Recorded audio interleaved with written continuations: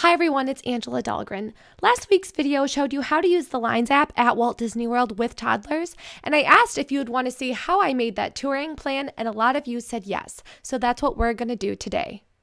So the first thing you're going to do is scroll down to My Touring Plans. Why I didn't do that during the demonstration, I don't know. I made it at 9:53 at night, so maybe I was tired. But scroll down to My Touring Plan and go to Plus Plan or Add Plan in blue. Then you're going to edit date and time of your plan. If you're going to use an extra magic hour, hit yes or no, evening extra magic hour, hard ticket event, you choose, hit your start time. Mine is for 9 a.m. Your end time, I chose 2 p.m.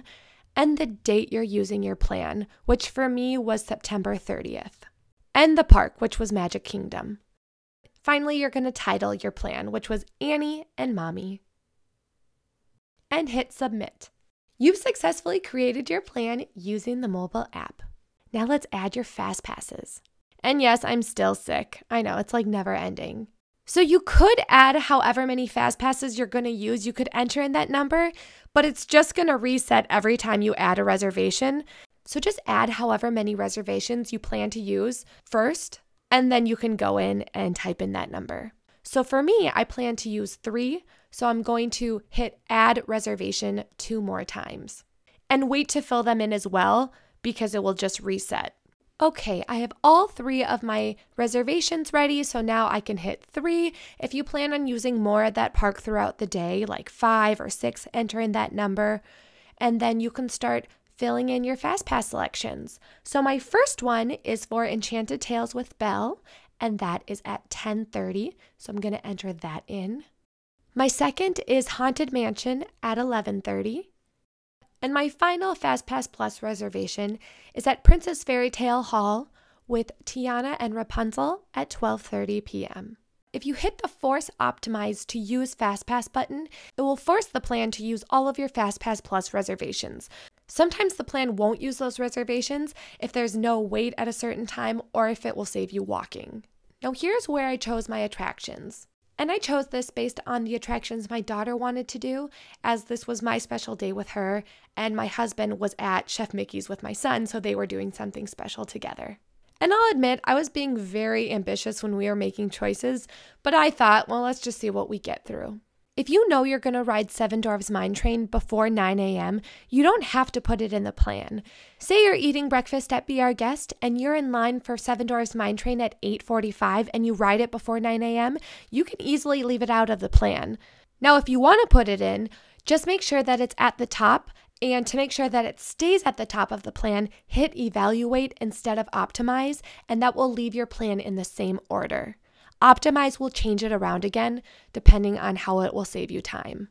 Okay, everything looks good here. We picked everything that we wanted, so I think I can hit submit. If you'll already be in the park, you can change your starting location.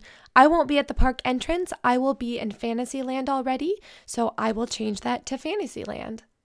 I'm just scrolling through my plan here to make sure I have all the attractions I want. And then I'll hit Optimize.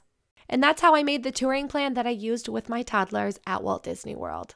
Like I said before, Seven Dwarfs Mine Train isn't at the top, so you would have to move it up by just clicking Move Step Up.